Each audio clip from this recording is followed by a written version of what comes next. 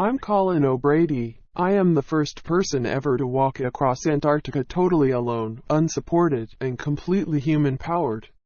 Hello Reddit, I'm Colin O'Bady, an explorer and author. In 2018, I became the first person ever to walk across Antarctica while pulling a 400-pound sled, solo, unsupported and unassisted. I also just completed the first human-powered row of Drake Passage, the most treacherous body of water in the world. My book The Impossible First, which recounts my crossing of Antarctica and my life, comes out in 5 days. Ask me anything.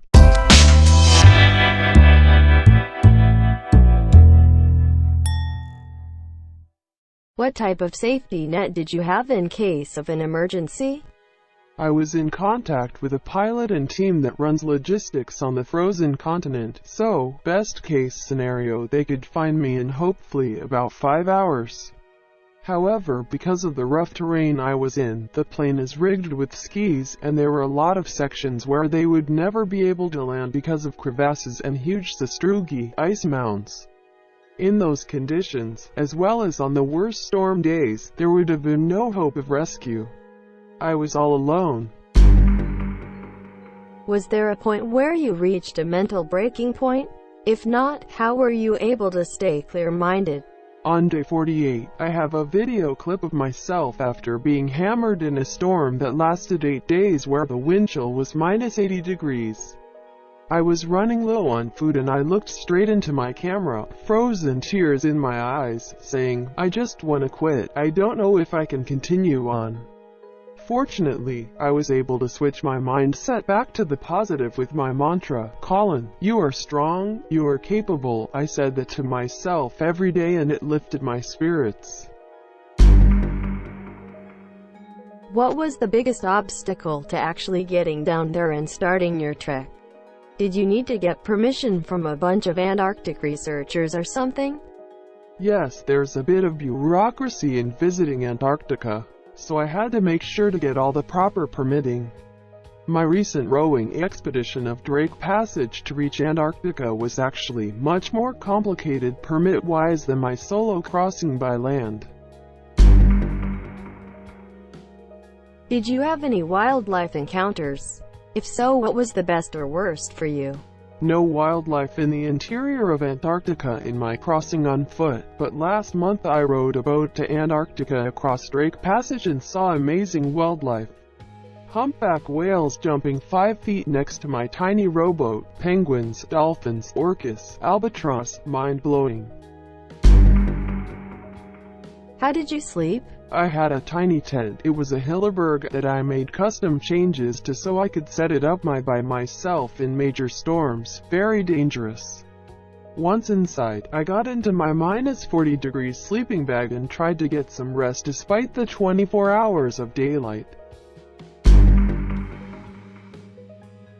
What is the most trivial malady, diarrhea, sprained ankle, that would have instantly terminated your trip?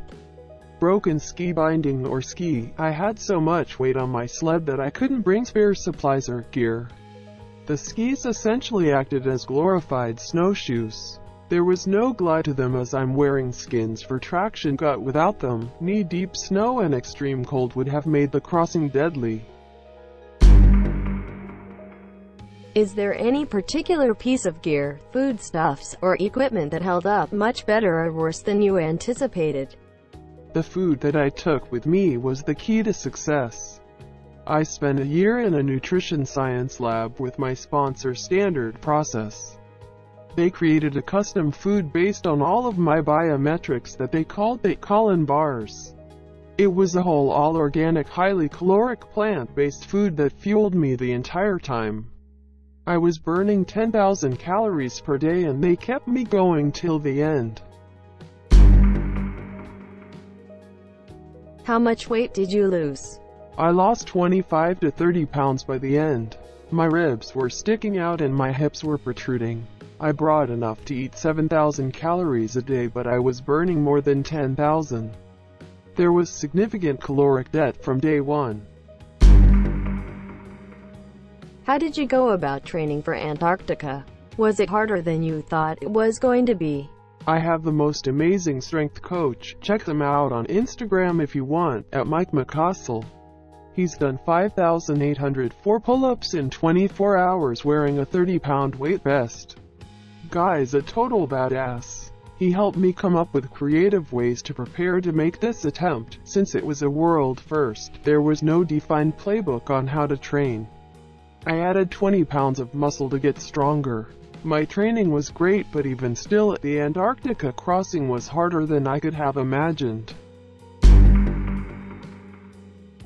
Well, that's the most badass thing I've read today. Serious question though, why? Was it worth it? What did you learn about yourself along the way? I can only imagine that is a true test of so many human skills. People said it was impossible. In fact, many very accomplished explorers attempted this crossing unsuccessfully. One even tragically died 100 miles from the end.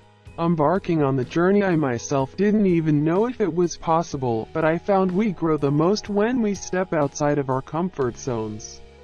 So success or failure, I figured I would learn some of life's most important lessons, which I did. Was there any point where you legitimately thought your life was in danger? Yes. If you read the prologue of the book, spoiler alert, I almost lost my entire tent in a storm, my only shelter. I was hanging onto it with only my fingertips, and I saw my life flash before my eyes. Did you pull any inspiration, or maybe even more so, techniques, from Wim Hof? Yeah, Wim Hof's an inspiration. I was so grateful he blurbed my book, an irresistible read. The impossible first asks one question, with the right mindset: what is each of us capable of? Breathing, dealing with the cold, keeping track of my mind, got also crucial to my crossing. What was the song that got stuck in your head? I listened to Paul Simon's Graceland on repeat, which spawned a really surprising and funny interaction with Paul Simon himself. Check out my book for the full story. Do you think you'd ever go back to the Himalaya and tackle other 8,000ers, or was Everest it? I've climbed one other, Manaslu, before I climbed Everest. 8,000-meter peak climbing is something I think I will do more of. I'm actually climbing the north side of Everest with my wife this year. It will be my first time on that side of the mountain. How do your loved ones feel about the danger that you put yourself through in your multiple, impossible firsts? How do you help them to make peace with it?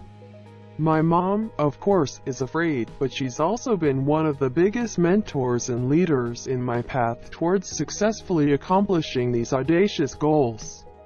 When people ask her this question, she usually replies with a coy smile, saying, as a mother, be careful what you wish for when you tell your kid they can anything they set their mind to. Jenna, my wife, has been the backbone of all my expeditions. We've created and planned them together. My book, The Impossible First, although it's my name on the cover, is really both our stories. Her strength and cunning has made all the difference. Are you looking at any future trips that don't require you to freeze your ass off? A desert first, perhaps? Haha, I actually have been thinking my next major project might be in a warm location. But hot can be tough too. How would you describe the difference in the suck factor between massive overland expeditions and crossings versus mountain, vertical objectives?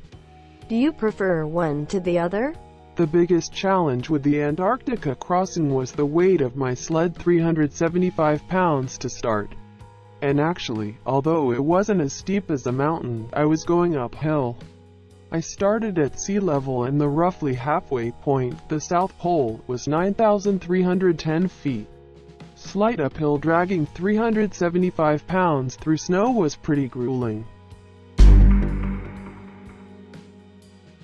One more question. As I understand it, the middle of Antarctica is a huge, flat expanse.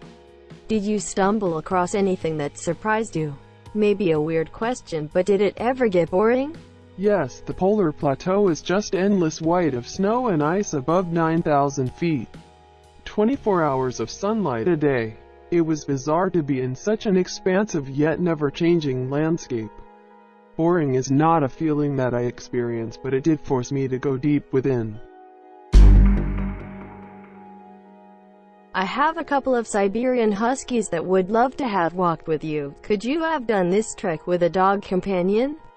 Or wouldn't that have worked? Although a dog companion would certainly have lifted my spirits, I don't know if that would have technically qualified as solo.